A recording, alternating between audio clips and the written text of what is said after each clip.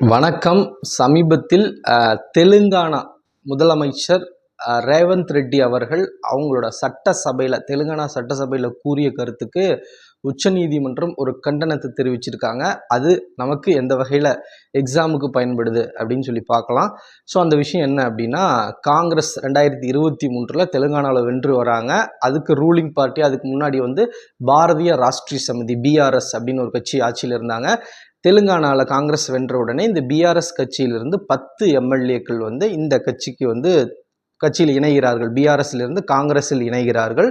So இதில் உடனே என்ன பண்ணுறாங்கன்னா, பிஆர்எஸ் கட்சியிலிருந்து எங்கள் கட்சியிலிருந்து காங்கிரஸ் கட்சிக்கு தாவி போன 10 எம்எல்ஏக்கள் மீது கட்சி தாவல் தடை சட்டத்தின் கீழ் ஆன்டி டிஃபெக்ஷன் லா கீழே ஒரு நடவடிக்கை எடுக்கணும், அவங்கள தகுதி நீக்கம் செய்யணும். எம்எல்ஏ பதவியிலிருந்து சட்டமன்ற உறுப்பினர், ஏன்னா இப்போ எங்கள் கட்சியோட சின்னத்தில் போட்டிட்டு எங்கள் கட்சி சார்பாக போட்டிட்டு வேற ஒரு கட்சிக்கு மாறிட்டாங்க.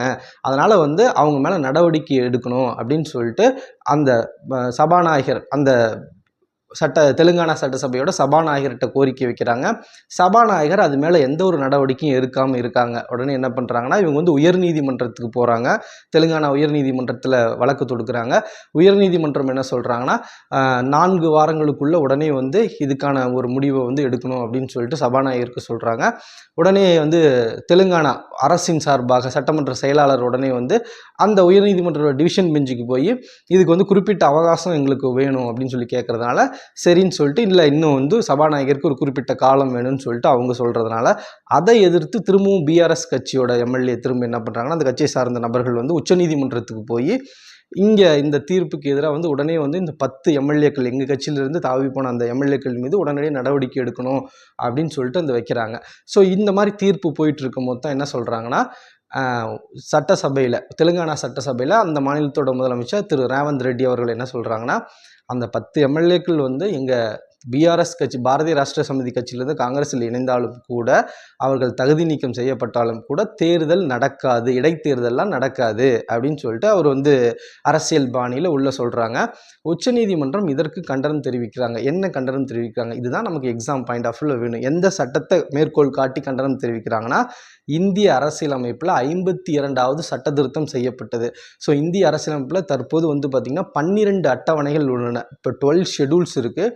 அதில் 10வது அட்டவணையாக ஆன்டி டிஃபெக்ஷன் லா கட்சி தாவல் தடை சட்டம் 52வது சட்ட திருத்தம் 52nd அமெண்ட்மெண்ட் வழியாக 1985 சேர்க்கப்பட்டது.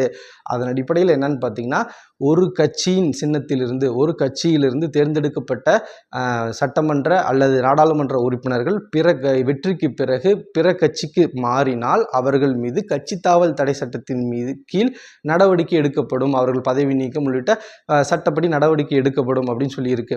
ஆனால் அதிலே மொத்த ஸ்ட்ரென்த்தில் இப்போ ஒரு கட்சியிலிருந்து அவங்களோட மொத்த எம்எல்ஏக்களில் 1/3 பங்கு எம்எல்ஏக்கள் வேறொரு கட்சிக்கு மாறும்போது அந்த சட்டப்படி நடவடிக்கை எடுக்க முடியாது. ஏன்னா 1/3 பங்கு எம்எல்ஏக்கள் போகிறாங்க அப்படின்னா எடுக்க முடியாது. இல்லை அதற்கும் கம்மியான எம்எல்ஏக்கள் ஒரு கட்சியிலிருந்து வேற கட்சிக்கு போகும்போது அந்த கட்சி தாவல் சட்ட சட்டத்தின் கீழ் நடவடிக்கை அவருக்கு முன்னில் எடுக்க முடியும். அதனால் இந்த முதலமைச்சர் அவர்கள் உச்சநீதிமன்றத்தை கேலிக்குள்ளாகும் வகையில் மற்றும் இந்திய அரசியலமைப்பை கேலிக்குள்ளாக்கும் வகையில் பேசுகிறாங்க. ஏன்னா நாங்கள் இன்னும் எங்களோட ஃபைனல் ஜட்ஜ்மெண்ட் எங்கள் ஃபைனல் தீர்ப்பை சொல்லலை. ஆனால் அதுக்குள்ளே முதலமைச்சர் அவர்கள் ஒரு கருத்தை திணிக்கிறாங்க. இது மக்களால் தேர்ந்தெடுக்கப்படும் அரசாங்கம் மீது ஒரு நம்பிக்கை இழக்க செய்யும். அது இல்லாமல் ஒரு கட்சியிலிருந்து மற்றொரு கட்சிக்கு வெற்றிக்கு பிறகு மாறுவது ஊக்குவிக்கும். அதை மோட்டிவேட் பண்ணுற மாதிரி முதலமைச்சர் அவர்களோட கருத்து இருக்குது. ஸோ இதை நாங்கள் கண்டனம் தெரிவிக்கிறோம். ஸோ இது 10வது அட்டவணை கட்சித்தாவல் தடை சட்டத்தின் கீழே இது அந்த சட்டத்தை கேலிக்குள்ளாகும் வகையில் இருக்குது அப்படின்னு சொல்லிட்டு தன்னுடைய கண்டனத்தை பதிவு செஞ்சுருக்காங்க. ஸோ இதில் நமக்கு என்ன தெரியணும் அப்படின்னா, 10வது அட்டவணை மிக மிக முக்கியமானது. 52வது சட்ட திருத்தத்தின் வழியாக 1985ஆம் ஆண்டு இந்திய அரசியலமைப்பில் சேர்க்கப்பட்டது கட்சி தாவல் தடை சட்டம். ஒரு கட்சியிலிருந்து தேர்ந்தெடுக்கப்பட்ட நாடாளுமன்ற சட்டமன்ற உறுப்பினர்கள் வேறொரு கட்சிக்கு மாறும்போது அவர்கள் மீது இந்த சட்டத்தின் வழியாக நடவடிக்கை எடுக்கப்படும். நன்றி.